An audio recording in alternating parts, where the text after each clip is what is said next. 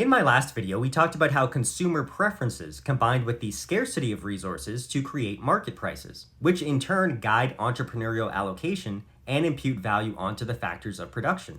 In a capitalist society, the consumer is king, and the ultimate purpose of all production is consumption. Imagine you're alone in the wilderness. You catch a fish with your bare hands and eat it. That's direct consumption. But now suppose you catch two fish, eat one, and save the other. That saved fish buys you time. Instead of rushing to find your next meal, you can now carve a fishing spear. The act of saving is the foundation of capital formation. You can't eat a spear, but it will help you increase future output. You've entered a more roundabout production process, one that takes time but promises greater efficiency. Capital includes all man-made things used to produce either more capital or consumer goods and services. Every capital good from a fishing spear to a hydroelectric dam is the embodiment of foregone consumption because time spent creating capital is time that could be spent producing consumer goods or enjoying consumption directly. So investing in capital means deferring immediate gratification.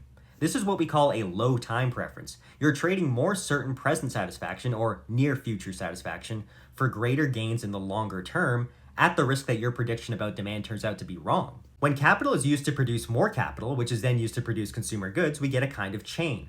This chain can have many links. Ludwig von Mises described this as the roundaboutness of production. The more steps in the chain, the more roundabout the structure. Von Bauwerk explained this as the temporal nature of production. Capital goods are not consumed directly, but used in a time-consuming structure of successive stages, each contributing to the final output. For example, iron ore is mined and turned into steel. That steel is then used to build machines. Those machines are used in a factory to produce parts, which are then assembled into a car. Each stage uses capital to create more capital, and only at the very end do we get a consumer good. This is roundabout temporal production in action. When we call an economy advanced, what we really mean is it contains longer, more roundabout production structures. Mises emphasized that these longer chains, which require more savings and more future orientation, tend to result in greater output for the consumer. This increased productivity stems from the extension of the production structure over time, made possible by prior savings and capital accumulation. That's the very reason entrepreneurs choose to defer their own consumption.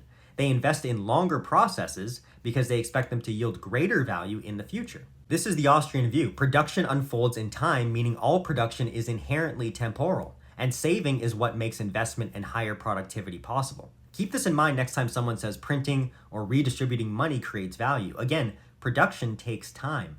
The entrepreneur either saves or borrows and then puts that capital into production aimed at satisfying anticipated future consumer wants. If they succeed, they profit. If they fail, they suffer losses and lose control over capital, which redirects resources towards better uses. In this way, the market penalizes malinvestment and rewards sound judgment.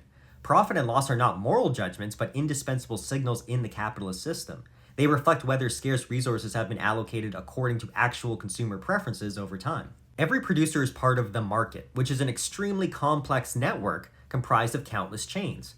And not just through suppliers and customers, but also service providers for things like communication, logistics, and transport. All coordination within this network depends on market prices. Prices are not mere numbers. They are carriers of knowledge about the relative scarcity of goods, the intensity of demand, and they guide not only what is profitable now, but what is likely to be profitable in the future. Prices emerge from subjective value judgments and guide the entire temporal structure of production.